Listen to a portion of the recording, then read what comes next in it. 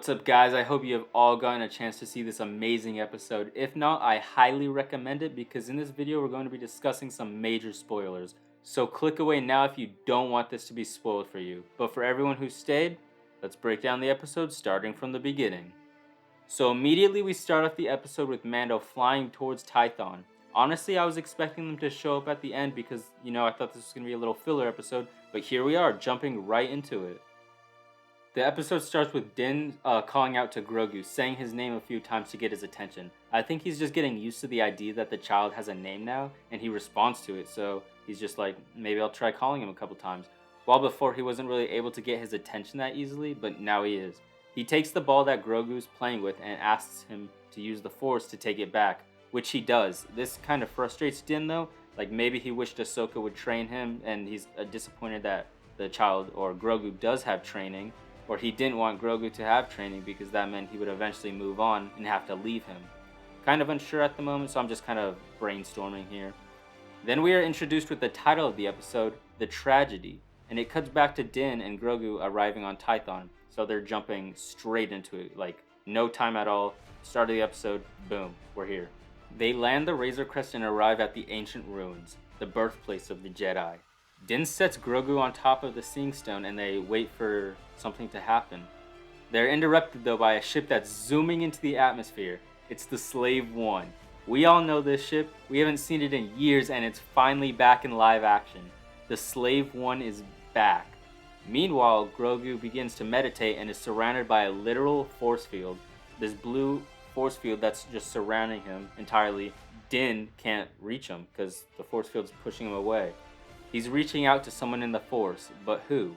Many people believe it could be Luke or Ezra. I think it could be Cal Kestis, but this might be risky considering not a lot of people played Fallen Order, but who knows?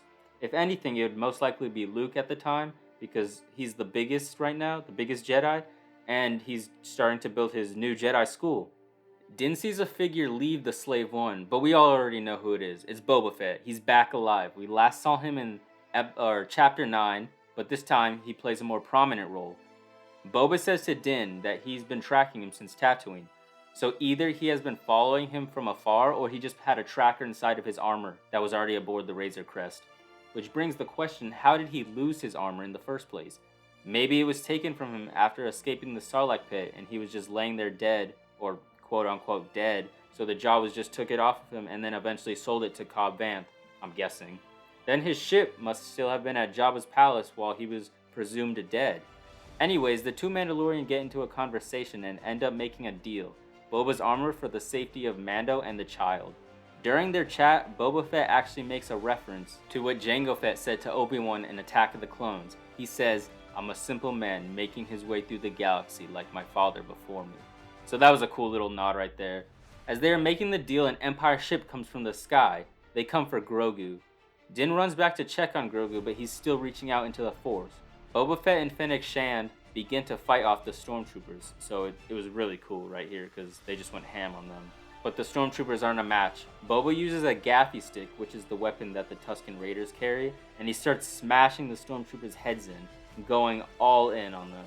This is Boba Fett we've never seen before, but we all knew existed. Like, this is everything we wanted from Boba Fett. As Din leaves to go help Boba Fett and Fennec, Grogu finishes meditating and then falls asleep from exhaustion. So literally right as Din walks away, Grogu's like all done with the Seeing Stone.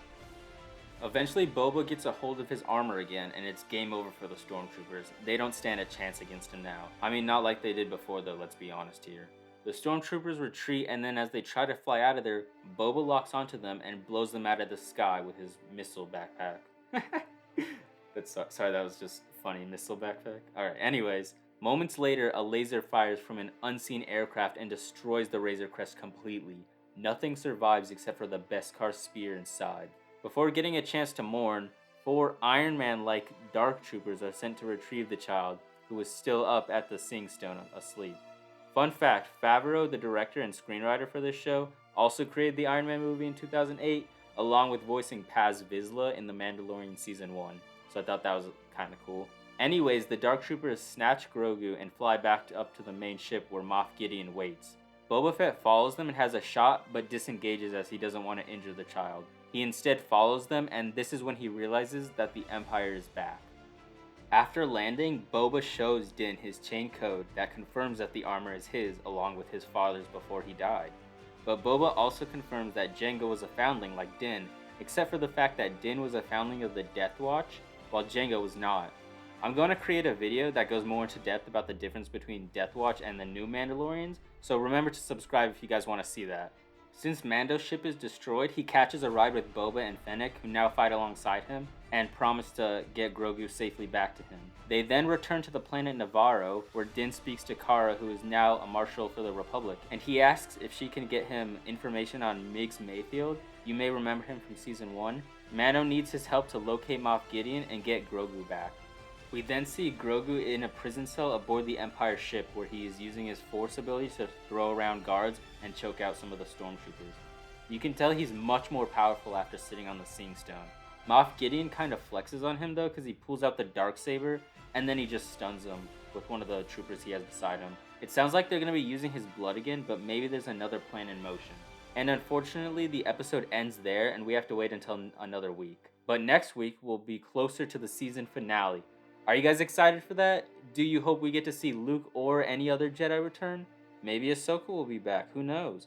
But if you guys enjoyed this video and want to see more Star Wars related content, then this is the place for you and you should definitely subscribe. I'll see you guys again soon, and may the Force be with you.